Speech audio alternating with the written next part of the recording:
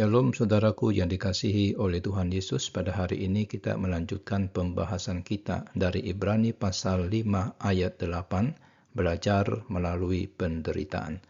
Demikianlah firman Tuhan, dan sekalipun ia adalah anak, ia telah belajar menjadi taat dari apa yang telah dideritanya. Pernahkah saudara bertanya-tanya, kenapa penderitaan harus menjadi bagian dari kehidupan orang beriman? Mengapa Allah yang dapat dengan mudah menyelamatkan kita dari segala kesulitan seringkali memilih untuk membiarkan kita melewati kesulitan itu? Jawaban yang mengejutkan adalah ditemukan di dalam pengalaman Tuhan Yesus sendiri. Ibrani pasal 5 ayat 8 menyatakan kebenaran yang sangat mengagumkan ini.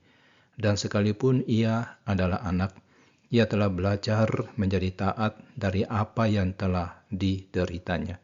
Sungguh saudara, sebuah pernyataan yang paradoks. Yesus, anak Allah yang kekal, belajar ketaatan melalui penderitaan.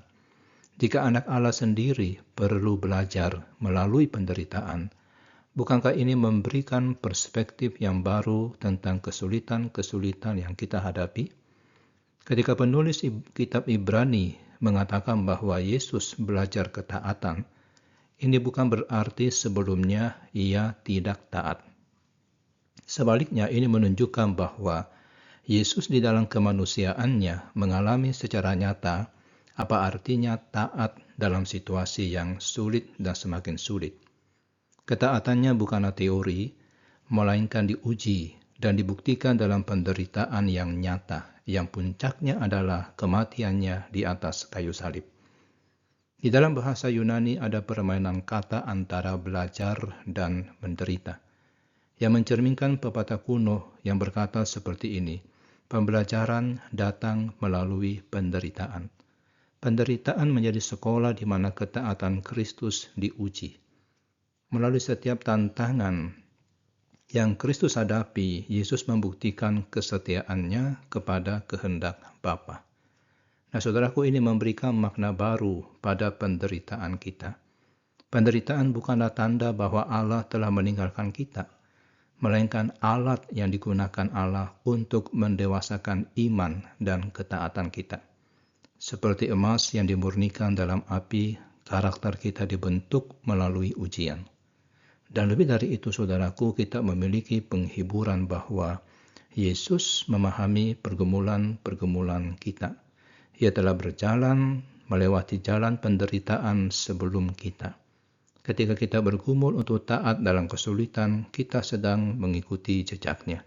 Dan kita bisa yakin bahwa seperti penderitaannya memiliki tujuan, demikian juga penderitaan kita. Nah, saudaraku, di dalam kesulitan yang kita hadapi pada hari ini, mari kita mengingat bahwa Allah tidak menyia-nyiakan penderitaan kita.